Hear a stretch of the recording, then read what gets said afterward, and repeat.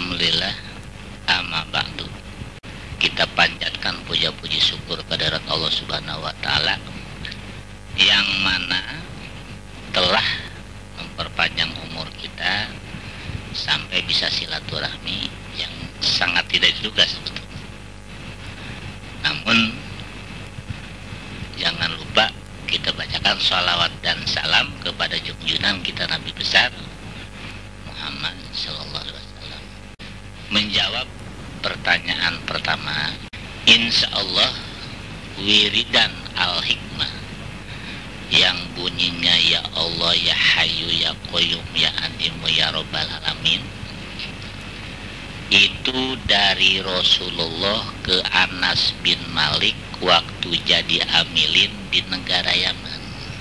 Mulai turun wiridan tersebut waktu Anas bin Malik diperintah nagih zakat fitrah ke daerah Al-Maghrib. Setelah Anas bin Malik mendapat tugas segitu berat, langsung ngadu, ya Rasulullah, kan orang Al-Maghrib teh jagoan-jagoan, bagaimana kalau saya ditolak atau dikhianat sama orang sana? Langsung Nabi merintah sama Anas bin Malik, kalau kamu disiksa orang atau mau dikhianat orang, baca ya Hayyu ya Qayyum ya Adimu ya Rabbal Alamin. Kenapa dibaca ya Allah? Itu mah ijma ulama, tambahan para ulama, tujuannya Allahumma. Nah terus dialimah untuk menggunakannya, baca ba'da sholat. Kalau mau wiridnya tolong diwirid dulu 13 kali 7 malam berturut-turut.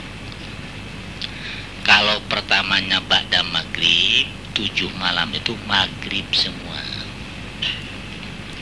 Kalau pertamanya ba'da isya 7 malam itu isya semua. Nggak boleh malam ini maghrib besok isya, nggak boleh. Nah maka di mana mau wirid harus ngambil mana waktu yang panjang dan mana kesempatan kita. Nah di mana batal setelah 5 malam? Apakah itu lupa? Apakah itu ketiduran? Itu harus kembali semula dari nol lagi. Kalau sudah 5 malam atau sudah 6 malam ada yang kelupaan, ada yang ketinggalan, itu harus balik lagi ke 1. Nah kalau sudah selesai 7 malam, itu dianjurkan setiap waktu tergantung kemampuan. Kalau kita banyak mampunya, karena daripada nganggur saya lebih baik ngewirid, itu lebih bagus, karena kita cari pahala. Wirid itu cari pahala. Nah kalau kita nggak mampu hanya 1 kali, nggak apa-apa, malah nggak baca-baca aja, nggak jadi masalah, namun nggak dapat pahala. Tuh, bacanya sedikit pahalanya sedikit lagi, bacanya banyak pahalanya banyak lagi.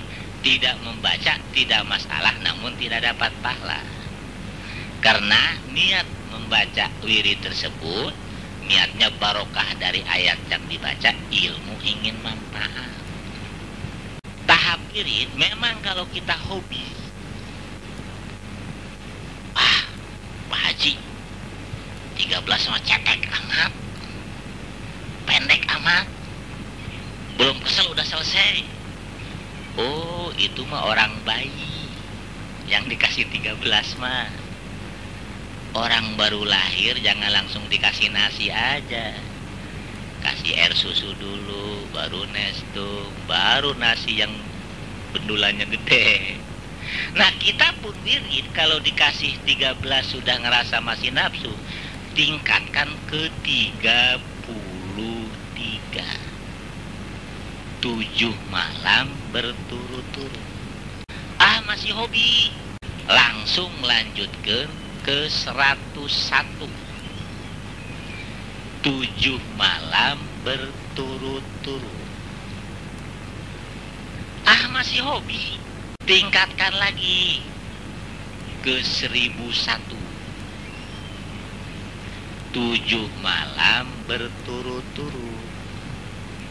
Karena Abah pernah fatwa sama saya, kalau kamu sudah ngewirid ya Allah ya Hayyu ya Qayyum ya Adimu ya Robbal Alamin 1001, 7 malam berturut-turut, insya Allah besi tua, senjata api, senjata tajam, termasuk nyamuk, insya Allah nggak mau gigi. Malah pernah saya ngomong tapi tidak banyak. Tidak banyak ngomong, tapi pernah saya omongkan. Kalau belum ngewirid 1001, jangan dulu banyak obatin. Karena apa? Si penyakit banyak yang lebih gagah masalahnya. Maka saya pernah mematwakan tapi tidak banyak. Jangan dulu terjun ngobatin kalau belum menyelesaikan wiridan ya Allah ya Hayyu Qayyum ya Adimu ya Rabbal Alamin 1001 selama 7 malam. Karena khawatir seperti itu, penyakit itu balik sama kita. Karena kita punya ukurannya wajib menolong orang, tapi lebih wajib menolong diri kita sendiri. Kalau masalah menggunakan al-hikmah, wirid harus dibaca ba'da sholat, tapi menggunakan dengan bahasa kita. Memang petunjuk dari wirid ya Allah ya Hayyu ya Qayyum ya Adimu ya Rabbal Alamin itu adalah untuk menutup. Di mana orang kebacok keluar darah, boleh ditutup dengan ya Allah ya Hayyu ya Qayyum ya Adimu ya Rabbal Alamin. Tapi kita ngeraskan perut sambil membaca itu jangan napas.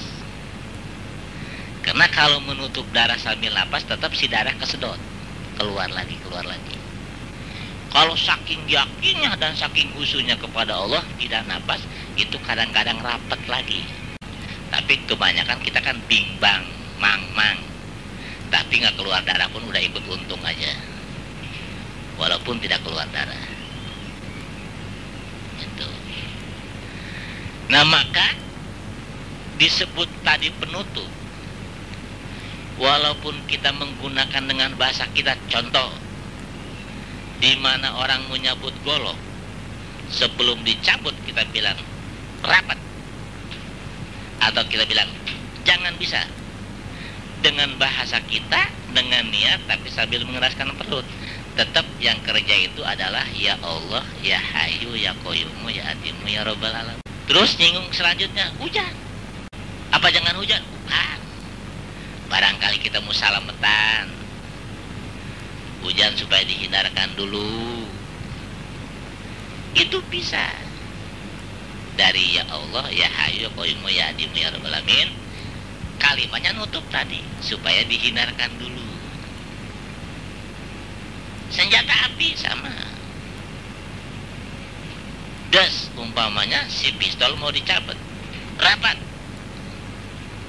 insya Allah si senjata nggak bisa dicabut. Tapi gimana kalau sudah dicabut? Bilang jangan meledak, insya Allah si senjata tidak akan bisa meledak. Maka serbaguna. Umpama ada orang tiba-tiba ngomelin kita, wah, tutup aja, jangan bisa ngomong. Itu dia tidak akan bisa ngomong, karena ditutup dengan bilang jangan bisa ngomong. Tapi perut harus dikeraskan. Menyebut itu lagi. Karena diumpamakan apa? Diumpamakan golok. Kalau mau pakai ngasah maka keburu ngebacokin. Tuh maka diasahnya ba'da sholat. Dimana mau menggunakan nggak usah ngasah lagi, tinggal niatkan. Maka Maka dianjurkan setiap sholat baca tergantung kemampuan, karena tujuannya mengasah tadi. Waktu tenang ngasah, kita mau menggunakan nggak usah ngasah lagi. Bisa ke istri kalau istri kita rewel. Kenapa? Karena saya punya pengalaman. Sudah almarhum orangnya, tahu kalau perempuannya. Dulu dia pernah jadi ketua umum Yayasan Al-Hikmah. Namanya Letkol Hanafi. Punya istri lumayan. Marah sama satu orang ke tamu-tamu ke Sebor. Kalau dia pulang dari kantor, pembantu salah, itu semua kena omel. Kenapa ke Sebor? Karena dia nyiram kembang sambil wow, wow, wow, wow. Sampai saya duduk di ruangan tamu ke Sebor, kembangin bunga yang di Sebor, kita di ruangan tamu ke Sebor. Setelah saya begitu mau pulang, saya bisik-bisikin aja, Pak. Nanti mah kalau dia lagi marah, bilang aja, jangan bisa ngomong. Kejadian lagi pulang dari kantor dia nyadap, ditutup sama suaminya. Akhirnya ngeburu. Jadi di antara nafsu dengan ilmu, ya ini demu-demu aja. Karena nggak mau sadar. Dia tidak akan bisa berhenti kalau nggak buru-buru sadar. Maka kalau ngerjain istri jangan lama-lama. Kalau dia nggak mau sadar, bilangin sadar. Itu sangat baik, sangat baik. Boleh untuk pimpinan, karena ya pengalaman kerja, pimpinan sama bawahan. Kalau pimpinan itu jangan pun pimpinan benar, salah pun kalau lagi marah aja. Tapi kalau kita lawan, nggak ada untuk menang kalau bawahan. Nah, punya ilmu itu goib lawan goib namanya, boleh gunakan. Begitu pimpinan mau ngomong, jangan bisa ngomong. Nah, insya Allah si pimpinan nanti ngebekuk deh, malu sendiri. Nah, kita selamat ya, selamat. Itu namanya Al-Hikmah. Karena sering saya fatwakan, belum termasuk ilmu Al-Hikmah kalau belum bisa menyelamatkan musuh. Belum termasuk orang Al-Hikmah kalau belum bisa menyelamatkan musuh. Kalau musuh sudah diselamatkan, itu baru orang Al-Hikmah, baru ilmu Al-Hikmah. Wah, berat memang kalau itu berat. Memang kerjaan baik itu berat. Di mana kerjaan itu baik, pasti sulit ngerjainnya, pasti berat ngerjainnya. Namanya juga barang baik. Setiap penutupan itu yang bekerja, ya Allah, ya Hayu, ya Qayyumu, ya Adimu, ya Rabbal Alamin. Tapi bagaimana Pak Haji kalau sudah keluar? Golok sudah dipentang. Itu dijawabnya dengan Qayyumu yarjuku mayasha'ul quwwah. Karena dia mah untuk melepaskan barang yang sudah keluar. Contoh, pas golok dipentang, ayo. Siapa jagonya? Pak Ma, ada orang yang ngamuk. Kita. Nah, goloknya itu supaya terbang dengan niat lepas, tapi sambil mengeraskan perut. Itu yang bekerja Qayyumu yarjuku mayasha'ul quwwah. Sampai mengeluarkan satu penyakit, seperti orang kemasukan setan, digores Al-Hikmah supaya keluar. Dialah yang kerja. Dan lain-lain berupa melepaskan dari pihak yang jahat. Kalau itu mah ayat Quran di surat Al-Baqarah disebut ayat 5. Menyinggung ke selanjutnya, ilahi anta maksudi waridoka matlubi. Itu doa Nabi. Nabi mau lagu apa aja, mau bagaimana aja, pasti nyebut ya Allah, hasilkanlah maksud seluruh tujuanku. Jadi ilahi anta maksudi waridoka matlubi. Jadi mau berbuat apa aja, Allah supaya meridhoi, Allah supaya menghasilkan maksud. Itu warid Nabi. Nabi mah sampai mau sholat pasti baca itu. Nah, akhirnya diakhiri oleh wa ufawidu amri Allah. Karena segala sesuatu sudah kupasrahkan kepada Allah. Yang ini ditutup nggak bisa begini, nggak bisa begitu, karena Allah. Yang ini dilepaskan bisa terbang dan ini karena Allah. Karena wa ufawidu amri Allah, segala sesuatu perkara dipasrahkan kepada Allah. Kepada Allah. Kalau tanpa Allah nggak bisa. Jadi dari nabinya sudah saya jelaskan tadi, cara wiridnya sudah saya jelaskan tadi, hasilnya insya Allah, lebih dari insya Allah nggak boleh. Kayak begitu tadi, karena dasarnya ilahi dengan wa ufawidu. Dasarnya, karena kita selalu minta keridhaan Allah, minta dihasilkan maksud oleh Allah, karena kita pasrah kepada Allah. Jumlah jamlehnya mah yang segitu hebat dan gagah tadi itu 2 yang ini mah, yang nyetirnya mah 2 tuh. Ya Allah begitu hebat, ilmu begitu gagah. Si horeng yang mendampinginya mah ilahi dengan wa ufawidu amri Allah tadi. Kalau kita nggak pasrah diri sama Allah, nggak bisa hebat begitu, nggak bisa. Dan tidak selalu mendoa minta keridhaan kepada Allah. Langsung ke wirid. Bismillahirrahmanirrahim. La tudrikuhul absar wa huwa yudrikul absar wa huwa latiful khabir. Kalau di Qur'annya mah la tudrikuhul absaru wa huwa yudrikul absara wa huwa latiful khabir.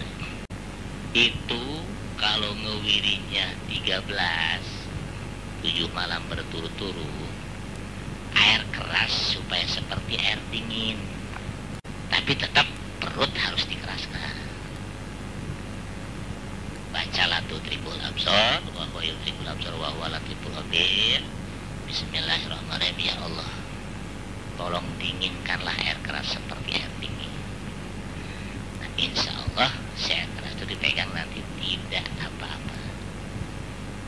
Kalau ngewirinya 13.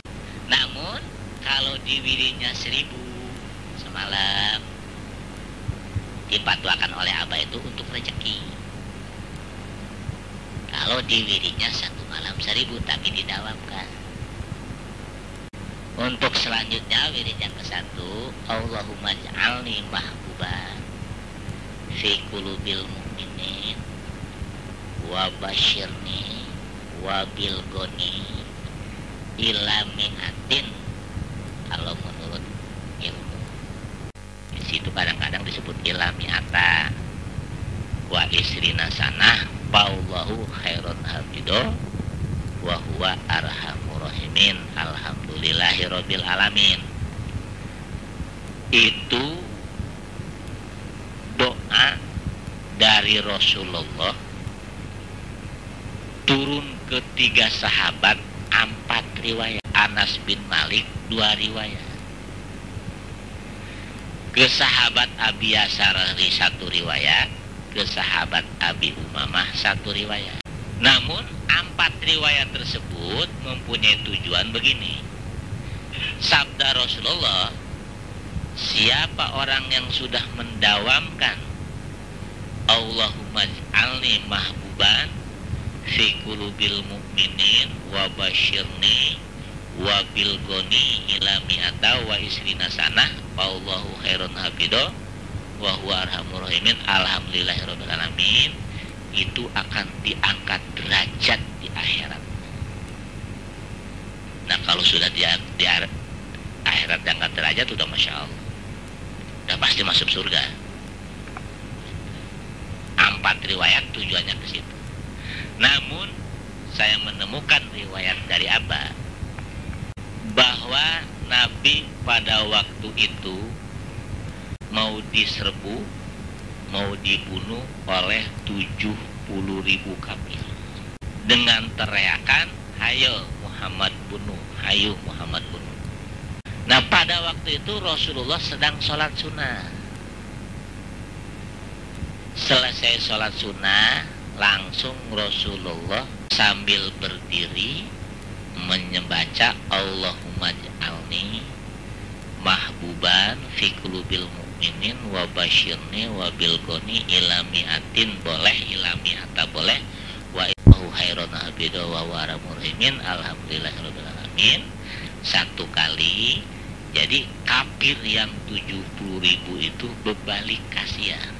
Yang tadinya mau membunuh ternyata tidak jadi. Maka dipatwakan oleh Abah, siapa orang yang membaca Allahumma ij'alni tadi, maka 70.000 manusia yang kasihan sama kita sekali baca. Sedangkan manusia di dunia kan miliaran. Nah, alhamdulillah riwayat dari nabinya tadi yang segitu hebat, di akhiratnya akan diangkat kemuliaan, diangkat derajat. Nah, konon diriwayatkan sama Abah pun begitu hebat, memuaskan. Nah, yang akhirnya berhubung pada waktu itu Nabi mendoanya sambil berdiri. Dan praktek sholat hajat adalah mendoanya berdiri. Maka dimasukkan ke doa sholat hajat. Gimana sholat hajat di Al-Hikmah? Atau sholat hajat yang kami keluarkan atau yang kami fatwakan. Sholatnya begini, usolli sunata litol bihajati rok'ataini lillahi ta'ala. Tuh, rokaat pertama setelah Fatihah baca suratnya idajah 3 kali sampai selesai. Rokaat kedua baca surat Ikhlas 5 kali sampai selesai. Setelah uluk salam baca Fatihah lagi 10 kali sambil duduk. Dari bismillah sampai waladhdallin 10 balik.